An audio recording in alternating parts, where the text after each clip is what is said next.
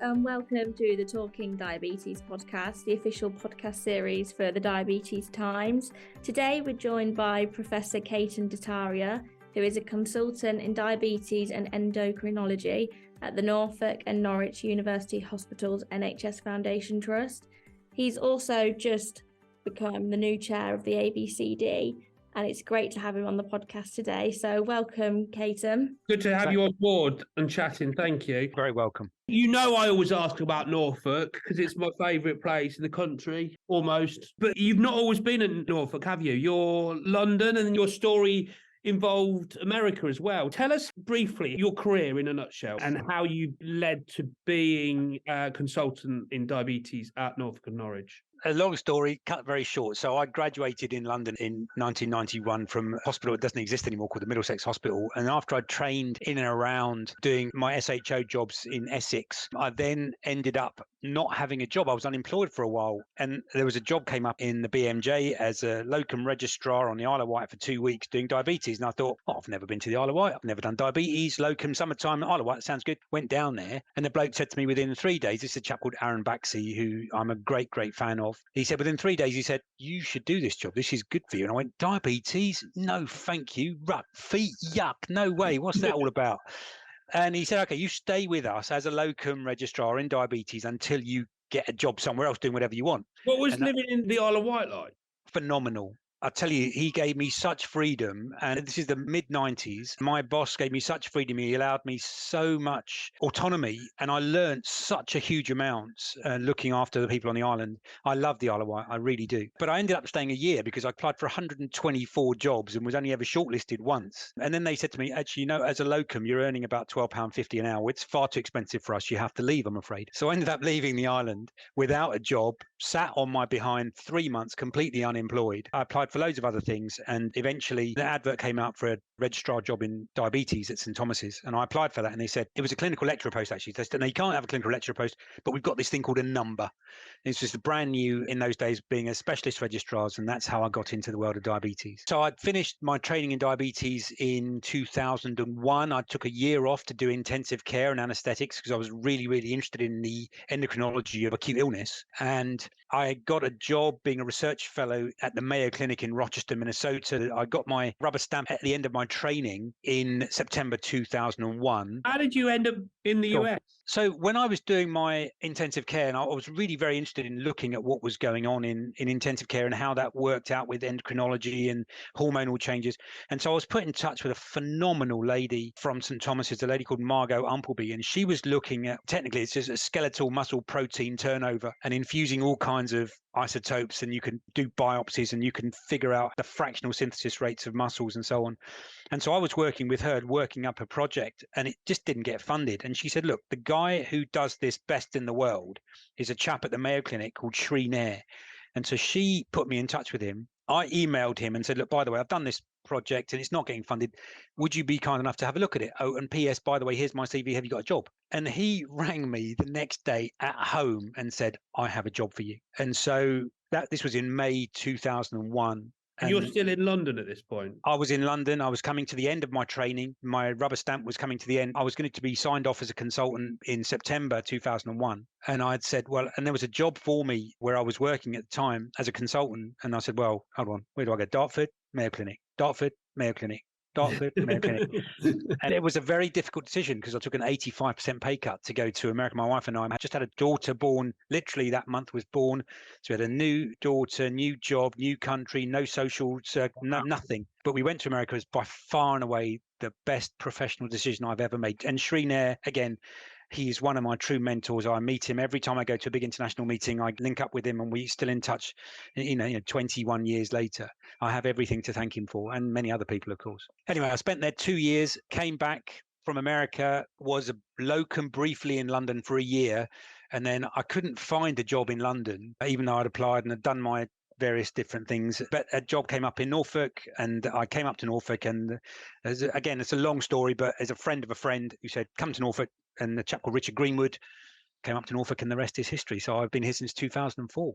Wow. So approaching your 20-year anniversary by... Coming up to 20 years, yeah.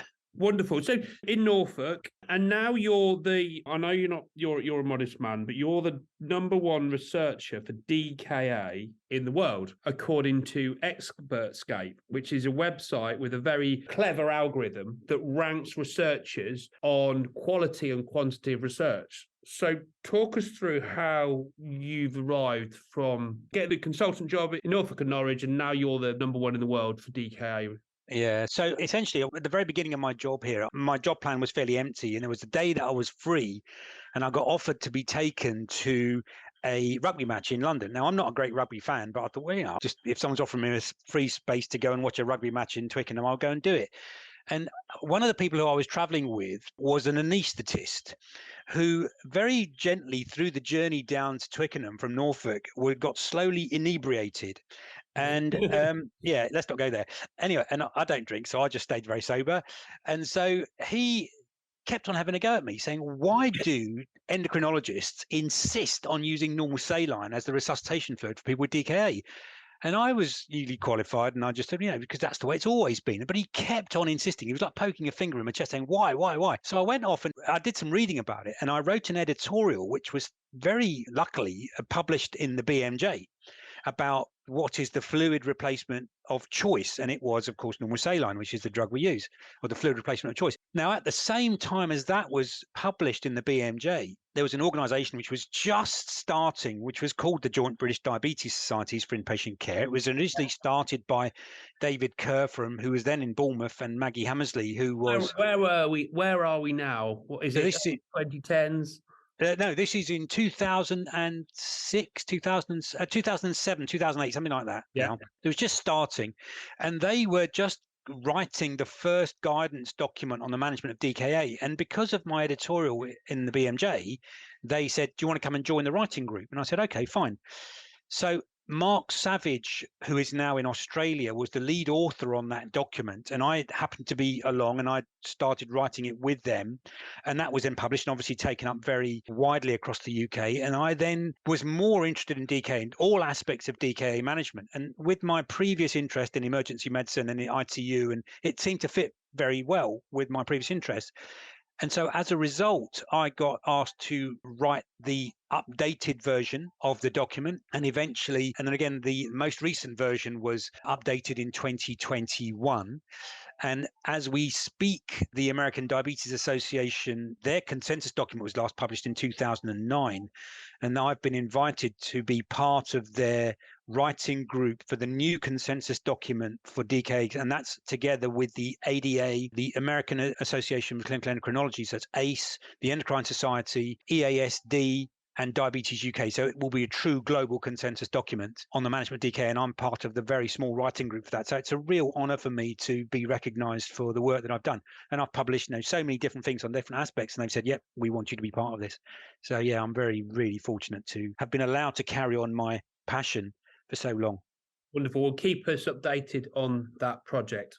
So, Ketan, looking back on your work in 2022, what would you say have been the highlights of the year, and would you say it's been a successful one? So I think the answer is, yeah, of course, everything is success. Any progress forward in the management for people with diabetes, if you can improve the management, improve the care, improve the education of those providing care for people with diabetes, I think is always a success. So for me, the JBDS has continued to update all the guidance. When I took over as the chair of JBDS from my fantastic predecessor, Mike Sampson, one of my main priorities was to drag all of the guidelines kicking and screaming, into the 2020s, because some of them had not been updated for a long, long time. And so I've now managed to update virtually all of the guidance. Not me personally, my name is just on all of them, but I've managed to get all of the lead authors to update virtually everything.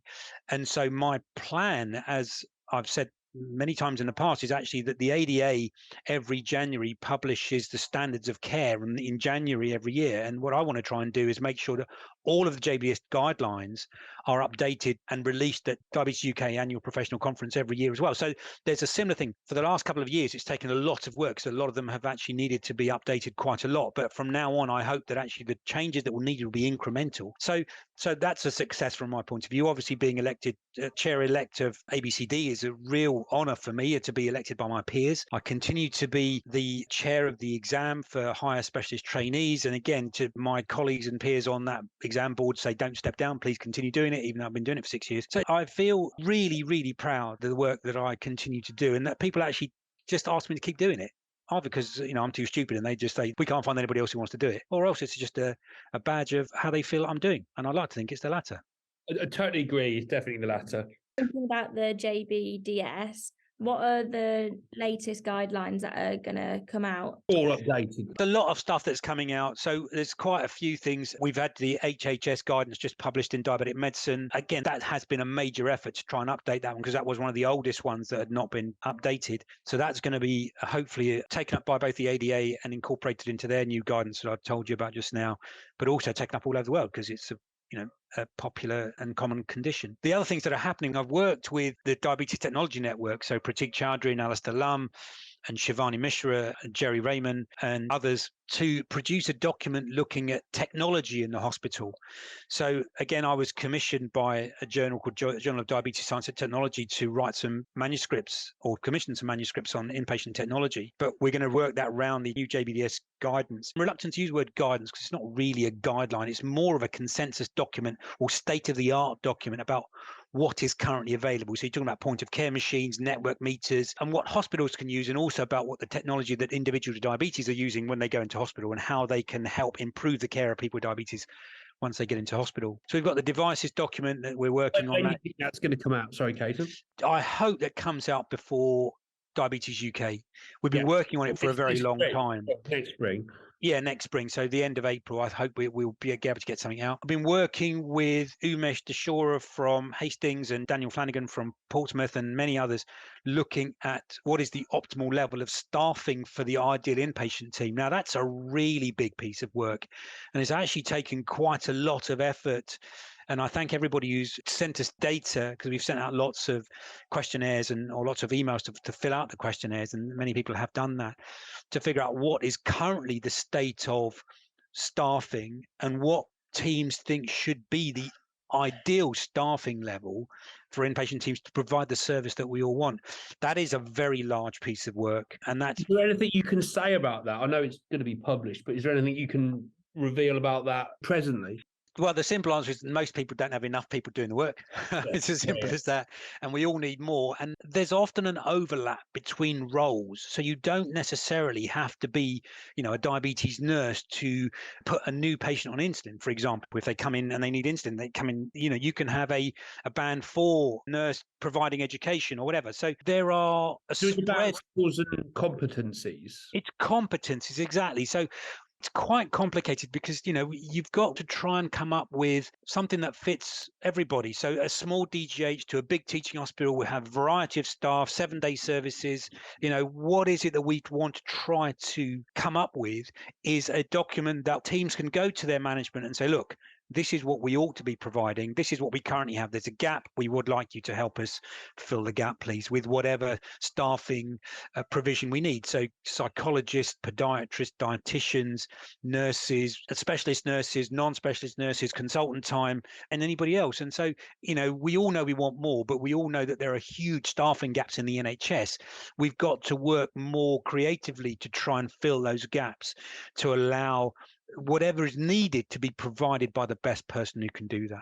So this document should hopefully help diabetes teams, help them design a service or redesign a service based on competencies, plus also help them argue for what they need with the powers that be. I think, yes, it is. Yeah, it's not necessarily redesigning a service. It's just trying to shore up the gaps in the existing services. I think allowing teams to think more creatively, allowing people to cover cross roles. The classic example is if you do Daphne, type 1 diabetes, whereas the diabetes nurses and the dietitians, who usually are the providers of that education, can slot into each other's roles quite quickly. As long as you're appropriately trained, you can do that. And there shouldn't be any concerns about that. But within the inpatient team, we should also be able to do that. So it's not one, the podiatrist could perform some nursing care support. The nursing care could provide podiatry advice. I'm not saying they can get their hands, get out all the equipment and stuff, but they could potentially do that. So I think it's just about working across teams more to fill the gaps. Whoever's available to do the gaps, fill the gaps, I should say. So as part of this work, has it also been an audit of what teams have or more of what teams desire? Both. It's both. It's exactly that question. What do people have and what do they think they should have to provide the service they want? They will be. I mean, again, it's been quite difficult to try and get people to answer the questions, both of those questions, because it's not always easy. But yeah. We watch this space. Yeah. Okay. Yeah, that's great. So, Ketan, when you take on your new role with the ABCD, do you plan to carry on working with the JBDS? I think the answer is probably yes. I think I'd find it really, really hard to let go completely. JBDS is going to be taken over by Omar Mustafa from King's, who is just the most amazing guy. He's got brilliant ideas. His way of thinking about things is different to mine, and I love the way he thinks. And I think that he's going to really take on JBDS and allow it to. He's currently the co-chair, isn't he? He is the co-chair. He was interviewed and he was elected as co-chair in the summertime, and he'll take over as the chair in June. Now, of course, as the chair, it is then his decision about whether he allows me to continue. But I do hope that I can continue in my capacity in some way, because otherwise, there's a bit of corporate memory that I have, having been involved with it for over a decade, that I'd like to be able to continue to contribute in some way or other. Of course, as the chair of ABCD, as the incoming chair of ABCD, my time will be limited, I suspect, but at least I'll be able to continue giving my tuppence worth if he so wishes, and I do hope he does, but that's up to him. So for those that don't know, of course, everybody knows in diabetes, everybody knows ABCD and JBDS, but for those that don't know, the way I would describe it, and you're obviously far more qualified than me, so JBDS, correct me if I'm wrong, JBDS for me is the arm of ABCD that writes inpatient guidelines. JBDS is the inpatient. It's specifically for inpatients. So because ABCD does write consensus document, it does write position statements on a variety of other things that are much, much broader. And so ABCD covers the whole of diabetes, predominantly for secondary care, but clearly has enormous links with primary care diabetes. It has links with other organizations, Society for Endocrinology, the Royal Society of Medicine. For many years, we worked very closely with the UK Kidney Association. So, expanding into, cardiometabolic and renal as well, so CareMe. So it's got a much broader remit, not just inpatients, which is what JBDS has been focused on for the last 10 years or more. But JBDS's role is primarily writing guidelines. Yes, it is guidelines for the management of inpatients with diabetes and how to improve their care. That's what JBDS has done all the time. But what we've also done more recently is work with people like CQC and the Royal College of Physicians in terms of inpatient service accreditation. So it's not just writing guidance, but it's setting standards for what inpatient teams and what inpatient services should be having. And that work, again, is led by Daniel Flanagan and Jerry Raymond and the Royal College of Physicians and Esther Walden from Diabetes UK. Those pilots are currently ongoing across the east of England and in Wales, but will hopefully be rolled out across the UK, all 4 nations, next year or the year after, I would hope. You're the new chair of the ABCD. When do you officially take on the role? So I start in the summertime. So June, July time. That's something that I need to discuss with Dipesh, the current chair, and the executive of when they want me to take over fully. And what do you hope to achieve in this role? So that's a really broad question. I think ABCD has come on in leaps and bounds. I remember when it was first formed over 20 years ago, and one of my predecessors here in Norwich was one of the founders, Richard Greenwood. And I remember when Richard was coming close to retirement, I just asked him, what do you think is your legacy in life? Without hesitation, he said ABCD. And so I feel really proud to bring Norfolk back into the chairmanship of ABCD. I think from my point of view, I've chaired many different organisations which have had ABCD support. So, for example, the Higher Specialist Exam that I mentioned, or JBDS, or they have been under the auspices of ABCD. But what ABCD have is an enormous remit and their fingers in many pies. And I think that my job would be to ensure that we continue to advocate for the workforce that looks after people with diabetes, because that's what we do. Not only do we advocate for the people with diabetes, of course we do. The people who have diabetes have another organisation which advocates for them directly, and of course is Diabetes UK. But ABCD is the organisation that should advocate for the workforce, and that's the consultants and the registrars in diabetes who are coming through.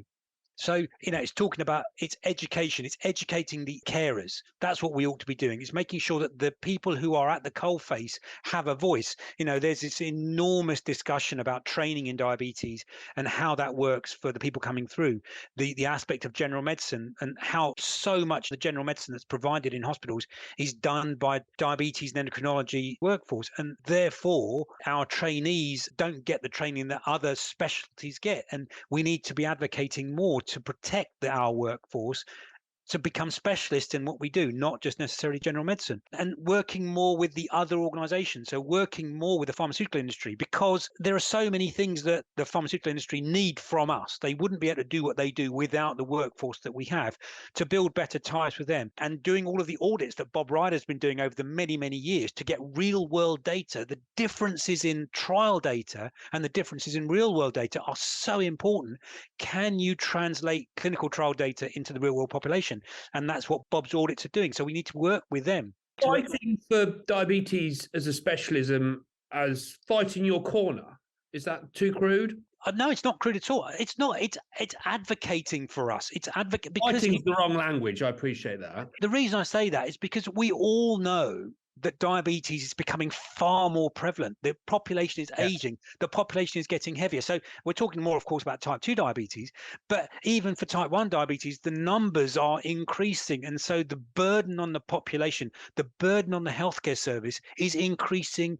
I won't say exponentially, but it's definitely increasing. And so if we can do something that improves the ability of the workforce to improve the care for the people with diabetes, then ultimately it's society that will benefit. We'll all have to pay less money in tax because complications go down. That may be naive, but it takes a long, long time for that to filter through.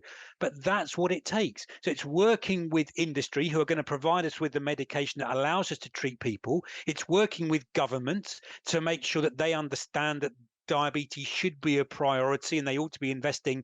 Well, there isn't much money, but prevention is always better than cure, and there are lots of things that we can do to prevent it.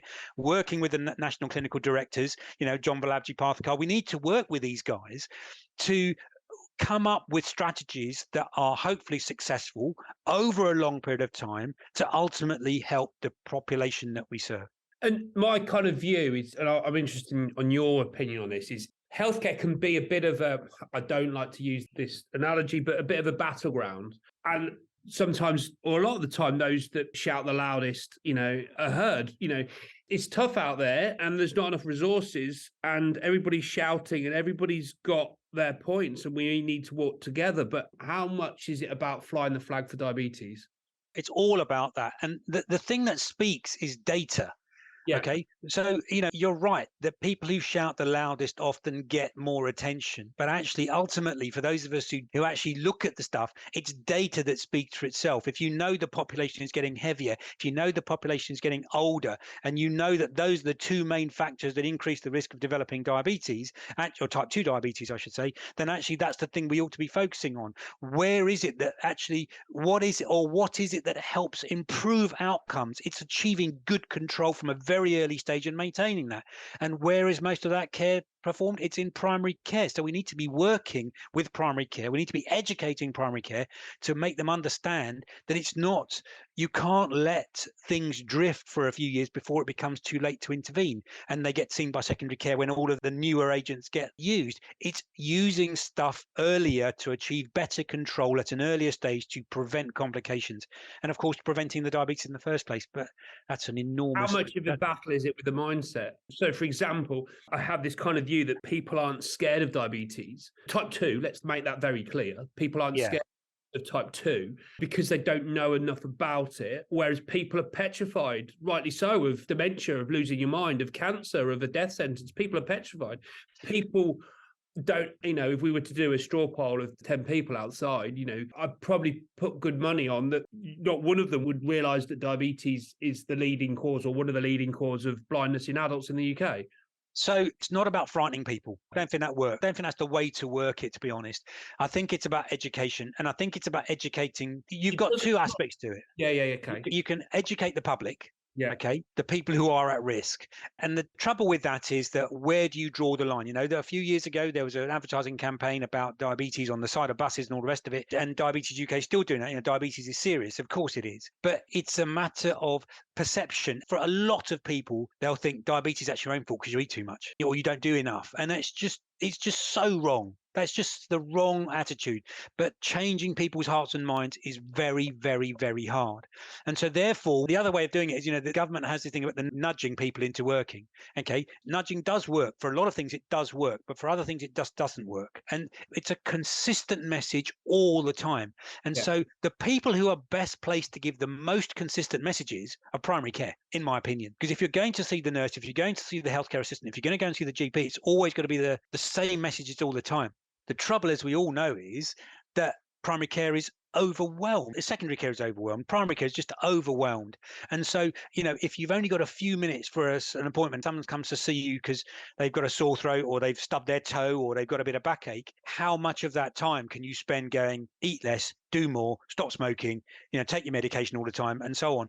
And it's not easy. It's not easy. So if we can come up with consistent, simple, easy to remember messages that anybody can deliver at any time, that's the way we ought to be thinking about it, working with primary care, working with secondary care, because it's a collaboration, because they'll eventually come through to secondary care. Most people may eventually come through to secondary care if they're not given those messages early enough in their diabetes life. Totally agree. But at a political level, I don't want to be controversial, but at a political level, will diabetes ever be a vote winner? Because people for example, you had Cameron's dementia challenge. Do you see what I mean? Because whereas I think with type 2 diabetes, anecdotally, and from speaking to people I know with type 2 diabetes, people don't feel ill. Yeah. So, okay. So this Don't get me wrong. I'm not. No. It's a serious condition and the complications, etc. But when people are diagnosed, they don't feel ill. Not in every case, of course. So I'm going to say something. I'm going to nail my colours to the mast, and I may be shot down completely for this. But prevention is not a vote winner. And I'll tell you why prevention is not a vote winner. And the reason is because preventing diabetes is a long-term issue. And most politicians, and again, I don't know any politicians, so I may be speaking out of turn, but most politicians aren't interested in helping the people. Most politicians are helping preserve their own jobs. I might be wrong there. And if I am, I apologise to those politicians who feel that they are there. I'm with you. Okay. But the thing is, to make the political choices that help prevent diabetes and help prevent all of the complications of diabetes, cardiovascular disease, and all the other stuff, it means a long-term investment. And the decisions that you need to make are unpopular. They'll be unpopular public. So to tax sugar, to tax salt, to tax fatty foods, or to take VAT off a pair of trainers, to allow people to eat less and do more. Use gym membership, which is a small aspect of what causes type 2 diabetes, and I completely accept that. But those decisions are difficult. There's other factors involved as well. There was a Foresight report from a few years ago, 10, 12 years ago now, looked at what are the factors of obesity, and it's a huge network. But to get those things in now will cost politicians their jobs potentially, because you have to put up taxes or whatever. Yep. And so they're not going to do that because they're going to lose their jobs. But what they're not thinking about is the population who may benefit in 10 or 20 years. If you look at some of the Scandinavian countries, if you look at Scandinavia or Holland and Belgium, and the infrastructure changes that they made 10 or 20 years ago in terms of roundabouts, flattening roads, cycling lanes, and all the other stuff, it means that now they're reaping the benefits because the rates of type 2 diabetes are lower because they have a more active population. But they made those difficult decisions decades ago and are reaping the benefits now. So we've got less money being spent. Exactly. So, but there is no money to spend now to save later, as we all know, as we hear every day, because we're in the middle of strike season and, because there's no money. Here's a question for you. As the newly appointed chair of ABCD, you're in a lift with Rishi Sunak and you have 30 seconds, 45 seconds maximum. You've got his ear. What do you say to Rishi Sunak? Did you know that diabetes costs 10% of the entire NHS budget and 80% of that is entirely preventable? What you've got to do is spend some of that money in the infrastructure to help prevent it, and you'll save a lot of money in the long term. Very concise. I think that's under 30 seconds as well. I'm going to pick up on something you mentioned before because I think it's an interesting point. You said it was good to get the chair of ABCD back in Norfolk. What is it with Norfolk? You've got Claire Hambling, chair of PCDS. Esther is still heavily involved in DISN UK group. You've got Mike Sampson. Norfolk is a bit of a centre of excellence. I know, there's various cities across the country. I shouldn't name some, but, Leicester, Southampton, Liverpool, Portsmouth, Cambridge, Derby, Oxford. What is it about Norfolk? And can you tell us about what the diabetes service is like in Norfolk, the integration between primary and secondary care? So I think that I will start off with Mike Sampson's chairmanship of JBDS. So he was chair for about 10 years or more before I took it over. And clearly his leadership allowed it to become as good as it was. Now, where I work, the Norfolk and Norwich, and the team, actually more particularly the team that I work with, allowed me the freedom to do what I wanted in terms of being as involved or not involved with JBDS as I wanted to be. Now, I'm a full-time NHS doctor. I work, a lot. I don't have any research time. I don't have any research funding. I don't have any dedicated time for anything other than the NHS work that I'm paid to do. And so everything that I do is by the side of the working day. But because I'm invested, because I want to become invested in this, Mike allowed me to do this when he was our service lead. And my other colleagues who've been service lead have also recognized that actually what I've done has benefited outside of the working environment that I work in for the wider population of the UK and actually the world. I'll just say that the DKA guideline that we published in Diabetic Medicine was downloaded more times than any other paper from that journal last year by a very, very large margin. So I like to think that, they're used globally. And so recognised by experts, Gabe. Yeah, that's very nice. Yeah, it was. Yeah. So that's good. So that the team that I work with have given me the freedom to do what I wanted to do because I understand that the work that I and others have done is helping way beyond that. Created a bit of a precedent to allow that outward. I think so. Yes, I would say that. Now, I think it's the working right. I know that if I'd have worked in London and other places, maybe I would have been a small fish in a big pond. At least now I'm a medium fish in a medium pond. It's a bit different. It's a bit different. Big fish in a big pond. Well, Norfolk is not that big a pond, but so it's allowed me to. In terms of the excellence in the county, is the point I'm making. Yeah, I mean, we're very lucky. We're very, very lucky with the workforce that we have. My wife, who's extremely wise, has said to me for many years, anybody could do what you do. And then as I've progressed up the ladder, she's suddenly come to the realization, actually, not many people could do it. So, high praise indeed. Yeah, it is. When the wife says that's good, so I feel better now, yeah. So what's going on in Norfolk then? What's your service look like, the integration between primary and secondary care? Well, that's very interesting. So the newly formed ICB is actually chaired by a consultant endocrinologist who used to sit in the office next to me. Sorry to interrupt. I need to stop interrupting. I'm a big fan of Jason as well in Norfolk, so I just want to get that in there. We can't. Yeah. I was going to get in there. I was going to get Jason. I was going to get Jason. Don't worry. The ICB that I work with, Integrated Care Board, she's the medical director is a lady called Frankie Swords, and she's an endocrinologist who used to sit in the office next to mine. She then went off to be the medical director of the Queen Elizabeth in King's Lynn. And so she's got an understanding of diabetes and endocrinology, and working with Claire Hamley, of course, who works in West Norfolk as the current chair of the Primary Care Diabetes Society.